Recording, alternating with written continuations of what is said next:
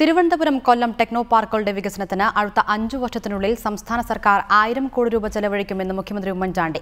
രാജ്യത്തെ ആദ്യ IT പാർക്കായ Thiruvananthapuram techno പാർക്കിന്റെ രജത ജൂബിലി ആഘോഷത്തിൽ പങ്കെടുത്ത് സംസാരിക്കുകയായിരുന്നു മുഖ്യമന്ത്രി.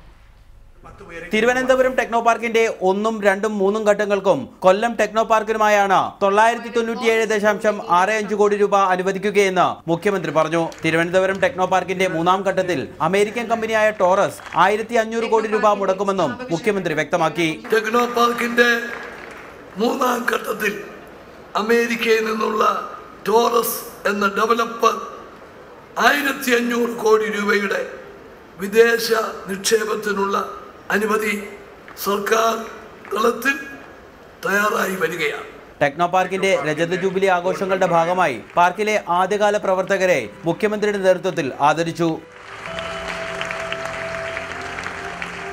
ടെക്നോ പാർക്കിലെ കമ്പനികളിൽ നിന്ന് ഈടാക്കുന്ന വാടക കുറയ്ക്കാൻ സംസ്ഥാന സർക്കാർ തീരുമാനിച്ചതായി ചടങ്ങിൽ അധ്യക്ഷത വഹിച്ചുകൊണ്ട് വ്യവസായ മന്ത്രി PK കുഞ്ഞാലിക്കുട്ടി പറഞ്ഞു. റിപ്പോർട്ടർ, തിരുവനന്തപുരം.